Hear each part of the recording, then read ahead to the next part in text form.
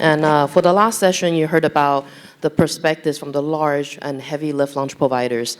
For the second panel, we're inviting companies to join us from Rocket Lab, Isar Space, and from MaiaSpace. Well, you are technically small/large, but it'll be really interesting to hear your perspective. To kick off the panel, same as last time, I'd like to invite you all to introduce yourselves and say a few words about your company. Thanks, Monica. Happy to be here. Richard French, lead BD and strategy for Rocket Lab Space Systems. Apologies in advance. I'm the satellite guy, so I'll do my best to muddle through the rockets. If I say anything untoward or out of line, Peter, don't get me fired.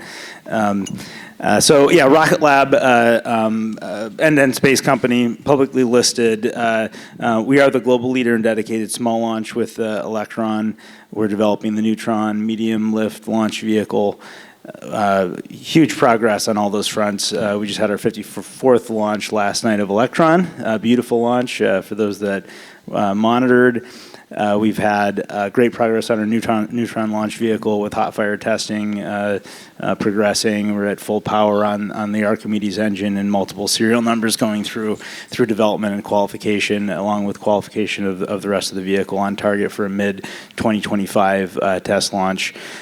We do a lot more than rockets, though. We're also a satellite manufacturer. We're a prime contractor for the Department of Defense in the Space Development Agency. We're building satellites for Globalstar, for NASA, many other customers, and we're a leading merchant component supplier with a broad range of capabilities, and so we're really happy to support the ecosystem in that way.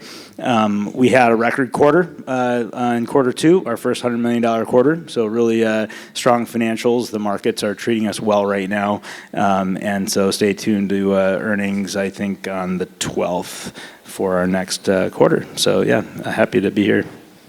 Thank you. Keiko? Yeah, so first of all, I would like to thank you, Monica, and also APSCC organization to invite Isar Aerospace to the panel. I'm super excited to be here.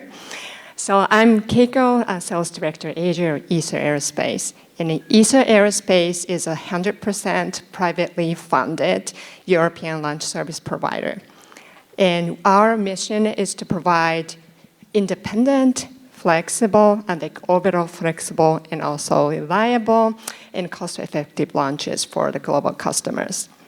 So our headquarters and also main manufacturers is based in Munich, Germany, and we have our own firing test facility in Sweden, and we have a little R&D office in France, and also a small sales office in the United States, which I belong to. We have 2 dedicated launch pads for ourselves, one in French Guiana, and also the other one is Andorra, Norway. And we have these 2 dedicated launch pads so that we can offer a wide range of inclination missions, as low as 5 degrees to SSO to retrograde. And our launch vehicle is called Spectrum, and it's designed to lift up to 900 kilograms to SSO, 600 kilometers altitude. And if it's lower inclination, meaning inclination or near equatorial, it's designed to lift up to 1,000 kilograms or 1,200 kilograms, depending on the inclination. So we are getting a lot of requests from our customers to go to SSO, but specific crossing time or altitude, and also going to very, very specific orbit, mid-equatorial, which I think it's not covered by the currently available rideshare programs. So we are very much looking forward to fulfill those unmet needs with Spectrum in the future. Thank you. Michael? Hi, I'm Michael Callari, Chief Business Officer at MaiaSpace. So thanks first to APSCC and Monica for inviting MaiaSpace to the panel. Who is MaiaSpace? We were created in April of 2022, so a relatively newcomer to the European mini launch launcher ecosystem. Our objective is to design, develop, manufacture, commercialize, and operate the first European reusable launcher. So reusability is at the core of MaiaSpace's objective. And how do we plan to do that? In a sort of best of both worlds, we plan to use European technology from established suppliers such as Ariane Group, who is also our mother company. We're going to buy the Prometheus engine from Ariane Group, but at the same time, the other side of that world is we are operating independently from Ariane Group in a startup mode and able to move quickly, agile, and develop this launcher very quickly. We are 220 people already, so that's a quick ramp up. But by buying the Prometheus and not focusing on rocket technology, which is the key to any launcher, and buying that hardware, we can focus on the development. And just to give an example, we had put on a test stand and done first cryogenic loading of a full-scale second stage. We did that in 6 months when we were 60 people. So it's a way that we show and demonstrate how we can move quickly. The reusability, designing and reusability from day one, also gives us an opportunity to target a wide market segment because we'll use the reusability and expendable version of the vehicle from the beginning. And so we also have a kick stage. So in the reusable version, we're 500 kilos to SSO, expendable 1,500 kilos to SSO, and the kick stage adds about a ton of performance. So we're big mini launcher, 3.5 meter diameter fairing, 8 meters high. We can put a lot of constellation spacecraft in there. And the last thing I'd like to say also at our core with the reusability is sustainability. We're designing as much as possible a vehicle with the lowest carbon impact in its class. We do that by many ways with sourcing biomethane when we get to the launches. And also what we're doing is trying to understand the impact of the launchers on environments. So we're financing 2 PhD studies to help learn more about this. And also trying to bring, with the help of European institutions, a sort of launcher reference to determine a real impact on the sustainability, on the carbon impact, that hopefully one day customers out there will consider that impact along with price, schedule, and reliability. Thank you. So I'm going to bring it back to Richard. You kind of a good transition point from the large rocket to small rocket. Over the last 20 plus years, we witnessed SpaceX went from Falcon 1 to Falcon 9 to a really large Starship, and was really impressed with what they accomplished just a couple weeks ago. So the world's anticipating rocket companies getting bigger and bigger, although all the new entrants tend to choose slightly smaller variant to start, small to medium. I think everyone on this panel is 1,500 kilogram or below at that range. Rocket Lab has been very successful in leading the market in the small launch segment, and I believe you're the first one to fully operationalize and commercialize the small launch vehicle. But despite the success, you chose to create Neutron. Can you share with us a little bit about the company's philosophy and thought process? And if you don't mind sharing, when is the first launch? Sure. Yeah, thanks for the question. For us, a larger launch vehicle is an and. Of course, Pete was very dramatic when he announced that we were going to build a larger vehicle because he said that he would never do that, and so he famously ate his hat, and that was fun. But as a mission guy, it's very clear. Larger launch vehicles unlock more capability, and so we want that. We're in the process of building an end-to-end space company, vertically integrating all the capabilities to ultimately access the application layer. And so, I can do a lot with Electron, and we are doing a lot with Electron. We can talk a little bit more about that, particularly our integrated launch and satellite capability. I love Electron. The demand for Electron continues to grow. It's we just hit 50 launches. Sorry, last night was 54. We're the first small launch vehicle to hit 50 launches, and it was actually the fastest orbital launch vehicle to ever hit 50 launches. And so a really huge accomplishment there, and we're never going to retire that. We think that Electron has a very strong role to play in the market going forward.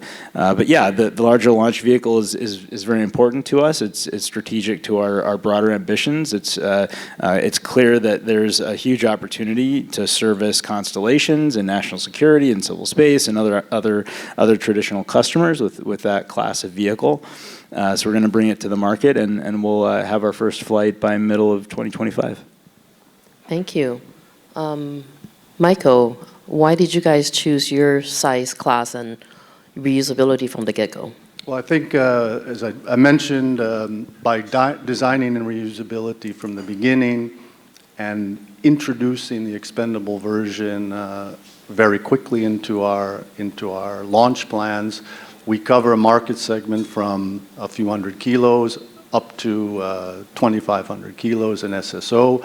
We'll be launching from French Guiana, so as was mentioned, inclined orbits, so we get a lot more performance. So our class of launcher is maybe considered mini launcher, but we're a big mini launcher that can target into 4 market segments with 1 development cost. So we believe that market exists. That's why we're all here, I guess, and a lot of our other colleagues who aren't here are doing the same.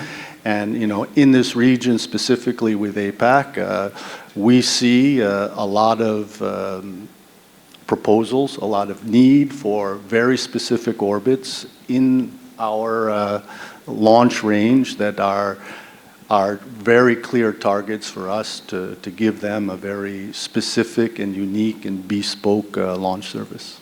So your background is actually quite interesting as well. You came from Aerospace, and you went from large to small, while Rocket Lab is going from small to large. Thoughts? Any thoughts on your career transition and what you see on kind of comparison, the large to small rocket world? So also in between Aerospace and MaiaSpace, I stopped at Blue Origin, so have that experience. I think the development challenges, whether a rocket is big or small, exists, and we're all learning those. We're all seeing what those challenges are every day. I say the interest and the excitement that it brings to me. And again, not taking away anything from the people who are diversifying their portfolio and their work. When I go to work and I see my 220 colleagues, I know what they're focused on that day. I know we're all focused on the same thing, and that brings an excitement and enthusiasm that's a little different when there's a lot of other programs going on. Thank you. Keiko, you have a really interesting background as well. I'm really interested to hear your perspective. Prior to Isar, you were a spaceflight. So you've seen the variety of different rockets, sizes, pricing.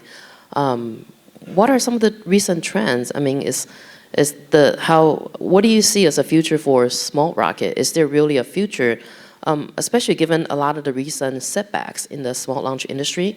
Many companies are either have bankrupted or going into kind of a dangerous funding mode. So you see a lot of companies may either have already gone away or going away. At the same time, you do see an increased need still in the small segment. And with the combination of the large rockets coming online, betting on a lot of capacity need, where do you see is a sweet spot of a kind of a large, small rocket around the world?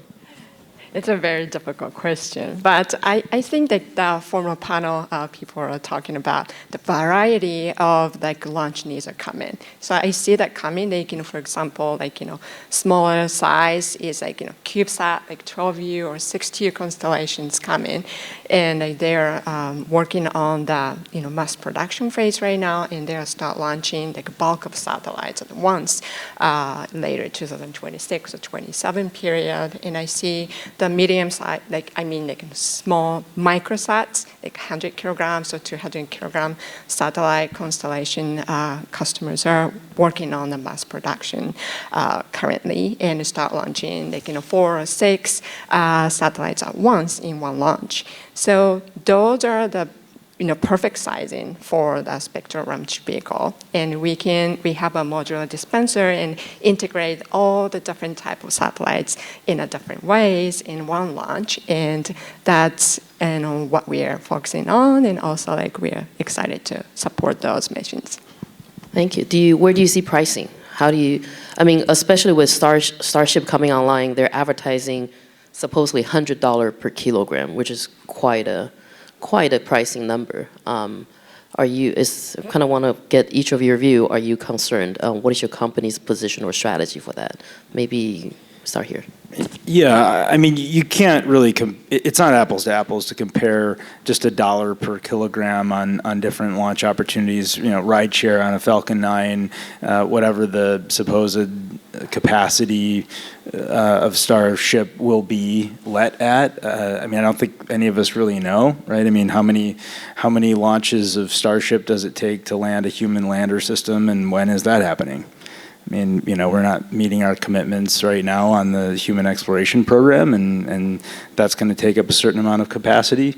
I think we all know that Starlink will be allocated some substantial portion of Starship capacity, and so at what point does a commercial Starship service get launched, and what are the economics of it? I have no idea. I remember asking Gwen, I don't know how many years ago, on a panel, how does this make sense? I'm excited to see it just like everyone else is. So I don't know what I'm comparing against there.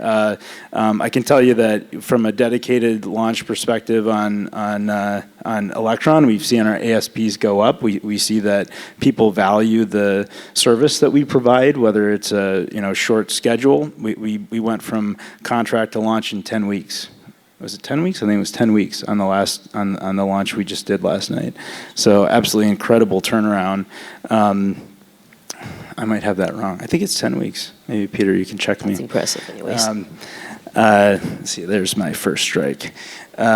People are paying for Electron at increasing prices, and of course when you add mission assurance requirements or special security requirements or launch guarantees on schedule, obviously constellation pricing. We've been very successful in selling multi-packs, so I think it's the dollar per kilogram is just not really the right metric to think about pricing, and then it's the service that you get. So if you're going to a specific orbit, we resonate a lot with other people that are trying to bring a service to the market that provides the taxi service versus the bus or the train. We are the Uber of launch, and we think that brings a lot of value. So dollar per kilogram is a metric, but it's not the only, and we don't think it's the most important.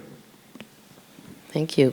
Keiko? Yeah, I think I echo what he said, but I think there are demands for very flexible and added value services, which cannot be covered by a huge rideshare services. So people are willing to pay for flexibility and also the custom services. Sometimes it's easier being the last one on those types of questions, so I can only agree with my colleagues here. And again, we're seeing the interest for dedicated alternatives to the big rideshare missions, and that's one of the reasons why we're here, because that market and that interest exists very strongly in the APAC region. I'm going to make that a little more challenging since you guys are all so agreeable. With a Starship plus some sort of OTV, you see a company like MaiaSpace and many others have been working on the last mile solution. Would that make a difference to your answer? Rocket Lab has invested from day one in high delta V systems, and so we have those as well. There's a trade to be made. I think if you listen to Peter Beck on his recent podcast, he talks a little bit about this. As a spacecraft manufacturer, do you want to put more or less complexity on your spacecraft? Do you want to put more or less complexity on your spacecraft on your launch? The space business is a whole series of complicated trades that you have to work through. And so I like to, when we do our mission design for hard missions, we ask the question, to stage or not to stage? And a lot of times staging is more complicated. Adding another system every time you burn, it's risk. Propulsion, GNC, flight dynamics, these are hard things. And so I'm not really threatened by the OTV providers. They don't scare me. If that model makes sense, we have the capability. We've done it. I mean, I don't know anyone else that has imparted 3.2 kilometers per second of delta V to another spacecraft and moved it to an orbit, in this case lunar on the Capstone mission. On every one of our missions, we use our upper stage to do inclination changes, altitude changes, and we just, we did a rideshare mission with two vehicles, two micros. We deployed one at 500 kilometers, and then we took another up to 1,000 kilometers. And so we do this every day. And so I just view it as a tool in the kit. Thank you. We're starting to run out of time again, so I'm going to redirect us to the audience questions. Maybe let's go to Isar first. Keiko, we have a question for you. When will you have your first GSO launch? GSO launch. Geostationary orbit. I think that currently we're very much focusing on our first Spectrum launch vehicle launch, so not including GSO. But as I think everybody is very interested in when is our first launch, so I will add that. Currently, our first Spectrum launch vehicle is under Norway, our launch pad, and we've been conducting first stage and the second stage firing testing right now, and so far so good. So depending on the result of the firing testing and also getting the necessary licensing, that we are going to conduct the first Spectrum launch vehicle launch as soon as possible. So hopefully we can announce the launch date soon. Thank you. And Michael, we have a couple questions for you. I'll start with the last one for the performance. So like any launcher, we're going to be ramping up in performance and getting there. But when we reach our full operational capability, we'll have a few hundred kilos of capability to GTO. That wasn't really a market we targeted or started to, but that's the result of our performance and capability. So that part is relatively clear for us. Regarding the biomethane, so we're using the Prometheus engine. The Prometheus engine has been under development, ESA program with Ariane Group since 2014, I believe. It's designed to operate with methane or biomethane. It's been hot fire tested, so I don't see that this becomes an issue to transition to the biomethane for an engine that's designed to operate with methane. And in terms of scalable, again, the Prometheus is a very large engine.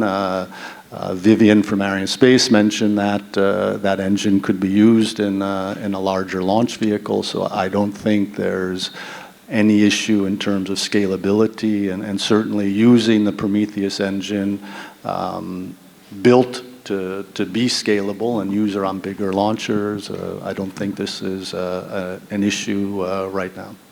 Thank you. So we're running out of time again, but I do want to ask all of you one last question. I really want to talk about investment landscape, but there's just not enough time. So I'll ask, I guess, one last question, kind of if you can work that into your final words, and anything else you want to share with the audience. There are probably 100 or more small rocket startups around the world, whether propulsion or rocket, and that number keeps getting reported. But it's really not that easy to fundraise, and it's getting increasingly harder to do so. All three of you represent well-funded, I would consider well-funded rocket startup companies, and well, Rocket Lab's already public, so it's not even at a fundraising mode, private fundraising mode. So what advice would you give new rocket startup founders who are currently fundraising and just at the beginning stage and thinking they can be the next Elon Musk or Bezos or Peter Beck? What advice would you give them in terms of disruption, fundraising, best practice? Just kind of have a thought along any of those lines. Anything else you want to share? I guess my advice would be to not enter the market. I mean, so, you know, it's interesting to look at how people are executing. It all comes down to execution. If you don't execute, then you've got nothing. I mean, we don't consider other new entrants competitors until they actually start flying, right? Until they bring a service into existence and do it regularly, right? You know, Pete has said this many times. You know, the 10th rocket is way harder than the first, and so, you know, get up to 50, you get the supply chain, the reliability, that is just it's huge investment. I think we're really proud. So we actually did recently, raise some additional funds in the capital market. That was mainly atop our tanks off for strategic acquisition opportunities. We've got a very full pipeline right now. But yeah, we think we've got everything we need for Neutron to get it to the pad, and we're doing it at a fraction of the cost of what other folks have done. So most rocket developments for large vehicles have been measured in billions. Ours is like 300 million. And so that I think speaks to Rocket Lab's approach and the efficiency that we're deploying capital. That's rare. I mean, I made a comment yesterday that I'm sort of not that interested in rockets. I'm a mission guy, but if you look at how many successful rocket companies there are, it's objective that it's harder to do rockets than satellites. And so that's the fact. And so if you can execute and do it in a capital efficient way, that's rare. And so, we've got a lot of problems to solve, and we need to allocate capital efficiently. And I don't know that spreading it over a lot more new entrants and launch is wise. But we don't live in a planned economy, so. The only other thing that I'll offer is I did mention our integrated launch and satellite capability, which we're really excited about. I think our Victus Haze mission is a good embodiment of that. We have a tactically responsive space mission that we're doing for the Department of Defense, and out of that we'll have our integrated launch and satellite product with Electron and our Photon spacecraft, which is going to provide a really nice capability for a wide range of missions. So for those that are interested in tactically responsive systems, come chat. We're getting kicked off. Keiko, quickly, what is your advice? So at Isar Aerospace, we believe in automation and scalable production is very important for the future of the space. And also we are doing this to lower the value to enter into the space for other actors. So I think hopefully we can prove our approach of vertical integration, automated production is very key and also success for the future with our upcoming launches, and also leads to more and more investment to this space sectors in the future. Thank you, Michael. Yeah, so I'm sitting here with someone who's launched 50 times. Someone's about to launch in the next few weeks, and our first launch is in the beginning of 2016. So my advice is the advice we do at MaiaSpace. Remain focused, know your objective, be agile, come to the table with ideas, but progress, move forward, and don't lose sight of the ultimate goal.